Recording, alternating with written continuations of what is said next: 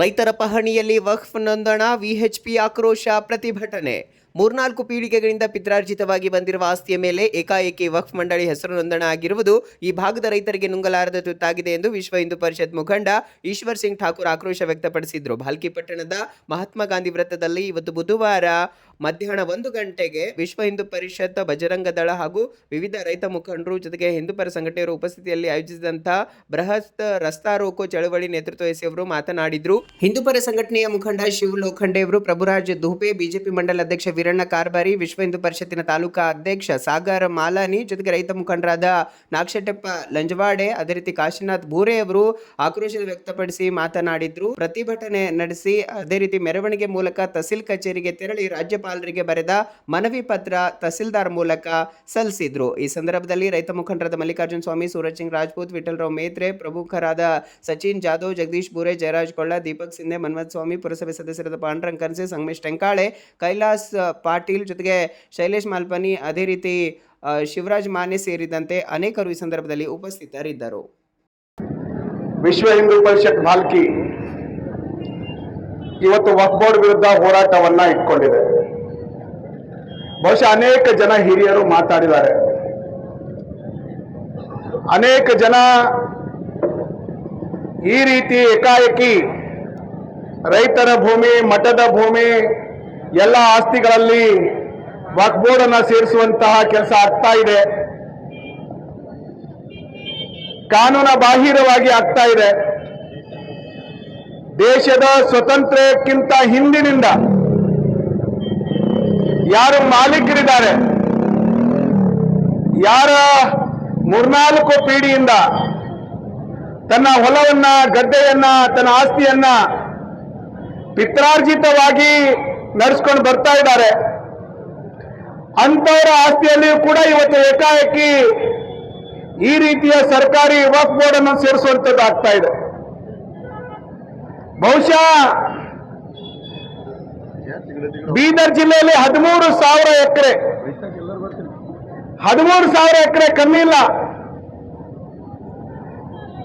ಯಾವ್ಯಾವ ಭೂಮಿಯನ್ನ ಆಗಿದೆ ಅಂತ ಹೇಳಿದ್ರೆ ಸರ್ಕಾರದ ಆಧೀನದಲ್ಲಿರುವಂತಹ ಕೋಟೆ ಕೂಡ ಇವತ್ತು ವಕ್ಫ್ ಆಸ್ತಿ ಆಗಿದೆ. ವಕ್ಫ್ ಬೋರ್ಡ್ ಅದು ಒಂದು ಸಮುದಾಯ ಖುಷಿ ಪಡ್ತಕ್ಕಂಥ ವಕ್ಫ್ ಬೋರ್ಡ್ ಇದೆ. ಅದು ಆಫ್ ಮಾಡುವ, ಅದು ಬೇರೆ ತ್ರಾಸ ಕೊಡಬೇಕು. ವಕ್ಫ್ ಬೋರ್ಡ್ ಕಾನೂನಿನಲ್ಲಿ ಬದಲಾಯಿಸಬೇಕು ಅಂತಕ್ಕಂಥ ಹಾನಿಯಲ್ಲಿ 11ನೇ ಕಾಲಂನಲ್ಲಿ ಡೈರೆಕ್ಟ್ ಆಗಿ ವಕ್ಫ್ ಬೋರ್ಡ್ ಸೇರಿಸ್ತಾರೆ.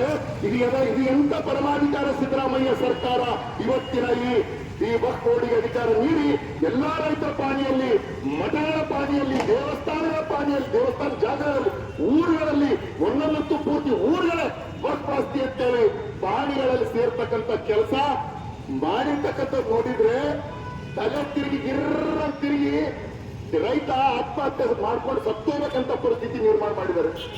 ರಾತ್ರಿ ಎಂತ ಕಾನೂನು, ಒಂದು ಕೋರ್ಟ್ ಒಂದು ಸಿವಿಲ್ ಪಿಟಿಷನ್ ಹಾಕಿದ್ರೆ ಅದು ಜಜ್ಮೆಂಟ್ ಆಗಿ ವರ್ಷಾನ್ಗಟ್ಲೇಬೇಕು.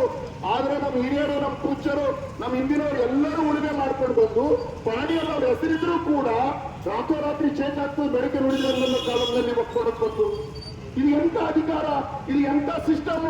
ಈ ಸಿಸ್ಟಮ್ ಬದಲು ಮಾಡ್ಬೇಕಂತೇಳಿ ನಮ್ಮ ದೇಶದ ಪ್ರಧಾನಮಂತ್ರಿಯವರು ರೈತರಿಗೆ ನ್ಯಾಯ ಕೊಡಿಸಲಿಕ್ಕಾಗಿ ಒಂದು ಬಿಲ್ ತರ್ತಾ ಇದ್ದಾರೆ. ಆ ಬಿಲ್ಲಿಗೆ ಭಯಪಟ್ಟು ತುಷ್ಟೀಕರಣ ರಾಜನೀತಿ ಮಾಡಿ ಕಾಂಗ್ರೆಸ್ ಪಕ್ಷ ಏನಿದೆ, ಎಲ್ಲೆಲ್ಲ ಅಧಿಕಾರದಲ್ಲಿದೆ, ಅದರಲ್ಲಿ ಒಂದೇ ಜಾತಿಗೆ, ಒಂದೇ ಧರ್ಮಕ್ಕೆ ಖುಷಿ ಪಡಿಸ್ತಕ್ಕಂಥ ಕೆಲಸ ಮಾಡಿ ಇಡೀ ರೈತ ಸಮುದಾಯಕ್ಕೆ, ಅನ್ಯ ಸಮುದಾಯಕ್ಕೆ ಎಲ್ಲರಿಗೂ ಕೊಂಡಿಪಟ್ಟಾಗ್ತಕ್ಕಂಥ ಕೆಲಸ ಮಾಡ್ತಾ ಇದೆ. ರೈತರನ್ನ ಬೆನ್ನ ಮುಳಿತಕ್ಕಂಥ ಕೆಲಸ ಯಾರಾದ್ರೂ ಸಿದ್ದರಾಮಯ್ಯ ಖಾನ್ ಮತ್ತೊಂದ ನಮ್ಮೆಲ್ಲರ ವಕ್ಫ್ ಮಂತ್ರಿ ಜಮೀರ್ ಖಾನ್ ಇವರಿಬ್ರು ಕೂಡ ಮಾಡ್ತಾ ಇದ್ದಾರೆ.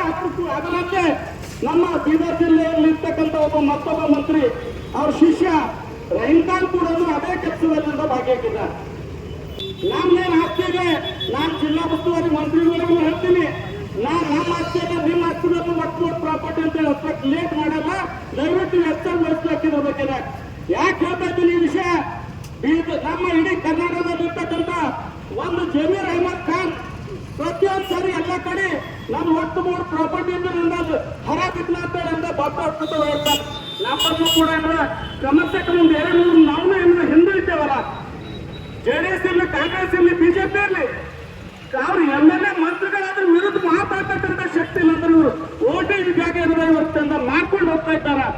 ಇಂಥ ಒಂದು ನೀಚ ಭ್ರಷ್ಟ ಸರ್ಕಾರದಿಂದ ಇವತ್ತೊಂದು ನಮ್ಮ ರಾಜ್ಯವನ್ನು ನಡೆಸ್ತಾ ಇದೆ. ಬರ್ತಕ್ಕಂಥ ಸಮಯದಲ್ಲಿ ಕಾಂಗ್ರೆಸ್ ಮಂತ್ರಿ ಇರಲಿ, ಕಾಂಗ್ರೆಸ್ ಮುಖ್ಯಮಂತ್ರಿ ಇರಲಿ, ಅವ್ರ ಪ್ರಾಪರ್ಟಿಗಳನ್ನು ವಕ್ಫ್ ಬೋರ್ಡ್ ಹತ್ತಕ್ಕಂಥ ಸಮಯ ಬರ್ತದ. ನಾನು ಒಂದು ವಿನಂತಿ ಮಾಡ್ಕೊತೀನಿ, ನಾವೆಲ್ಲ ಬಂದಾಗಿ ಇದು ಎಲ್ಲ ಕಾಂಗ್ರೆಸ್ ಅಲ್ಲ, ಬಿಜೆಪಿ ಅಲ್ಲ, ನೀವೆಲ್ಲ ಬಂದಾಗ ಮಾತ್ರ ಉಳಿದ್ರೆ ಮಾತ್ರ ಈ ದೇಶ ಉಳಿತದ. ಮತ್ತೆ ನೀವೆಲ್ಲ ಓಟಿಗಾದ ಅಂದ್ರ ನಿಮ್ ಮನೆ ಉಳಲ್ಲ, ನಿಮ್ದು ಏನು ಉಳಿಯಲ್ಲ ಅಂತ ನಾನು ನಿವೇದಿಕೆ ಮುಖಾಂತರ ಬಂದಿದ್ದಾರೆ. ನರೇಂದ್ರ ಮೋದಿ ಅವರ ಒಂದು ಇದ್ದಾರೆ, ಅದಕ್ಕೊಂದು ಹುನ್ನಾರ ಮಾಡ್ತಕ್ಕಂಥದ್ದು, ತಮ್ಮ ಎಲೆಕ್ಷನ್ಗಾಗಿ, ತಮ್ಮ ಮತಬ್ಯಾಂಕಿಗಾಗಿ ಒಂದು ಎಲೆಕ್ಷನ್ ಮಾಡ್ತಕ್ಕಂಥ ಒಂದು ಸ್ಟ್ರೈಕ್ ಮಾಡಿ ನಾವು ವಕ್ಫ್ ಬೋರ್ಡ್ ಮುಸಲ್ಮಾನರು ಓಟ್ ತಗೋತಕ್ಕಂಥದ್ದು ನಾಟಕ ಇದೆ. ಈ ನಾಟಕ ಬಿಡಬೇಕು. ಈ ನಾಟಕ ನಡೆಯೋದಿಲ್ಲ. ಯಾರು ಹಿಂದೂಗಳು ಬಳಿ ಕುಂತಿಲ್ಲ, ಯಾರು ರೈತರ ಬಳಿ ಕುಂತಿಲ್ಲ, ಯಾರು ವಕ್ಫ್ ಬೋರ್ಡ್ ನೋಟಿಸ್ ತಗೊಂಡ್ರೆ ಅವ್ನಿಗೆ ಏನ್ ಮಾಡೋದು, ಅವ್ರಿಗೆ ಏನ್ ಬುದ್ಧಿ ಕಲ್ಸ್ಕೊಡೋದಂತೂ ಡೆಫಿನೆಟ್ ಗ್ಯಾರಂಟಿ. ಪರಿಷತ್ತು ಏನು ಒಂದು ಸ್ಟ್ರೈಕ್ ಹೋರಾಟ ಮಾಡ್ತಾ ಇದೆ, ಅದಕ್ಕೆ ನಾವು ಕೆಲವೊಂದು ರೈತ ಸಂಘದಾಗಿರ್ತಕ್ಕಂಥ ಪದಾಧಿಕಾರಿಗಳು ಸಹಿತ ಈ ಕಾರ್ಯಕ್ರಮದಲ್ಲಿ ಭಾಗವಹಿಸಿವಿ. ಒಂದು ಕೆಟ್ಟ ಪದ್ಧತಿಯಿಂದ ದೇಶವನ್ನು ಹಾಳು ಮಾಡೋರು. ಆಮೇಲೆ ಪ್ರಜಾರಾಜ್ಯ ಆಯ್ತು. ಈ ಪ್ರಜಾರಾಜ್ಯದಲ್ಲಿ ಪ್ರತಿಯೊಬ್ಬರಿಗೆ ಹಕ್ಕಿದೆ, ಎಲ್ಲ ಹಕ್ಕಿ ಅಂದಿದೆ, ನೀರಿನಂತೆ, ಗಾಳಿ ಅಂದಿದೆ. ನಾವೆಲ್ಲರೂ ಸರಿಯಾಗಿ ನಾವು ಪಕ್ಷವನ್ನ ಎಲ್ಲರೂ ಸದಸ್ಯ ಸಂಬಂಧಿಸಲಾಗ್ತದೆ. ಸರ್ದಾರ್ ವಲ್ಲಭಾಯ್ ಪಟೇಲ್ ಅವರು ಹೇಳಿದ್ರು, ಶಾಸ್ತ್ರವನ್ನು बनो वीर बनो धीमान बनो काले साहब वीर बनो तुम अर्जुन से बल वीर हो। अन्याय के खिलाफ लड़ने के वास्ते कोई भी हो, यहाँ पर अन्याय होता है उसके वास्ते अर्जुन जैसा तीर लेकर ठहरता है, वही घबरे से